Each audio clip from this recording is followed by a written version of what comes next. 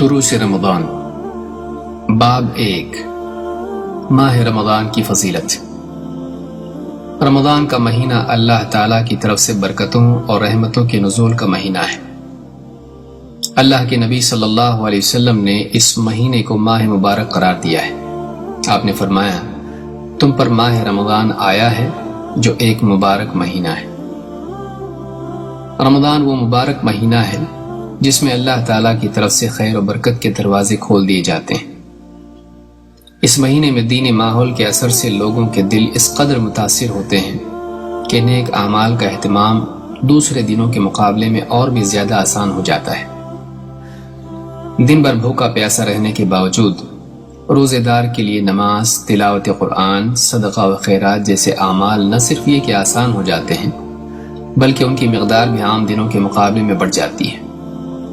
پھر دن بھر روزہ رکھ کر رات میں تھکان اور کمزوری کے باوجود قیام اللیل کی لمبی لمبی رکعتیں ادا کرنا بھی اسی مہینے کا خاصہ ہے۔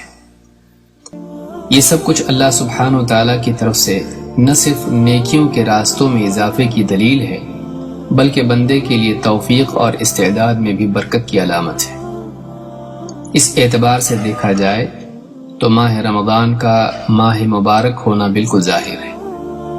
یہاں مشاہدہ ہے کہ رمضان مبارک کے آتے ہی ماحول میں ایک تبدیلی سی آ جاتی ہے۔ ہر طرف ایک نورانی ماحول دکھائی دیتا ہے۔ جن لوگوں پر فرض نمازیں بھی بھاری ہوا کرتی تھیں وہ قیام رمضان کی لمبی لمبی رکعتوں میں صف میں ہاتھ باندھے کھڑے دکھائی دیتے ہیں۔ وہ لوگ جن کے لیے ایک وقت کی چائے چھوڑنا بھی مشکل تھا، دن بھر بھوک پیاس کی تکلیف خوش دلی سے برداشت کر لیتے ہیں۔ سال بھر مال جمع کرنے میں مصروف رہنے والے بھی اس مہینے میں غربا و فقراء پر خرچ کرتے دکھائی دیتے ہیں۔ یہ سب رمضان مبارک کی برکات نہیں تو اور کیا ہے؟ یہ رمضان ہی کی برکت ہے کہ گھر کے بڑوں کے ساتھ ساتھ چھوٹے چھوٹے معصوم بچے بھی صبح سے شام تک روزے کی بھوک پیاس برداشت کرنے کے لیے بخوشی تیار ہو جاتے ہیں، بلکہ بعض تو والدین کے منع کرنے کے باوجود روزہ رکھنے کی ضد کرنے لگتے ہیں۔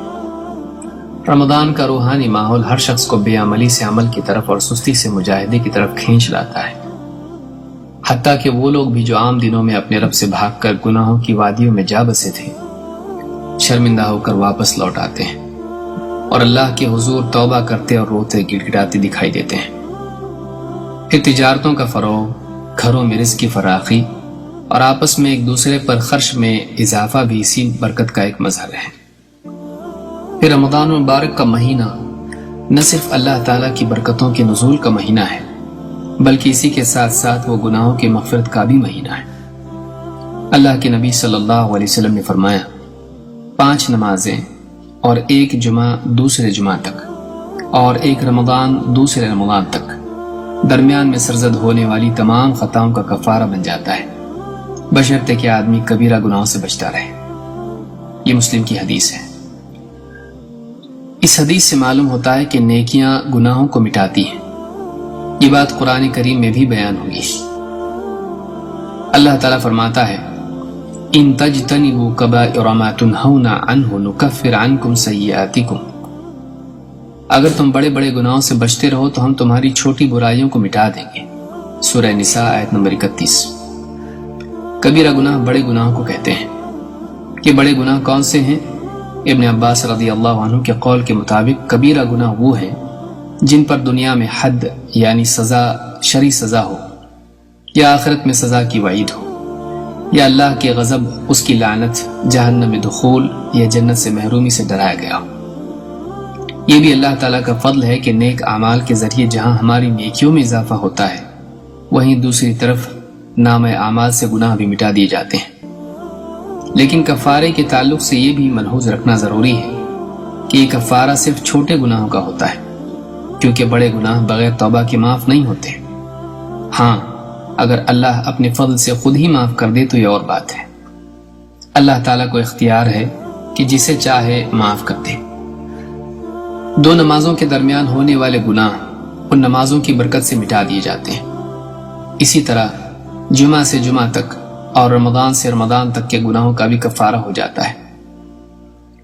5 نمازیں دن کے اعتبار سے، جمعہ ہفتے کے اعتبار سے اور رمضان سال کے اعتبار سے گناہوں کے لیے کفارہ بن جاتا ہے۔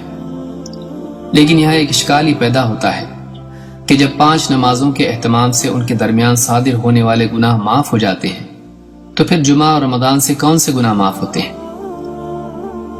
امام نووی رحمہ اللہ نے اہل علم کے حوالے سے بات کہی ہے کہ اگر انسان کے نامہ اعمال میں صغیرہ یعنی چھوٹے گناہ ہوں تو نیک اعمال سے چھوٹے گناہوں کا کفارہ ہوتا ہے، اور اگر نامہ اعمال میں چھوٹے گناہ نہ ہوں تو یہ بھی ممکن ہے کہ اس شخص کے بڑے گناہوں میں تخفیف کر دی جائے۔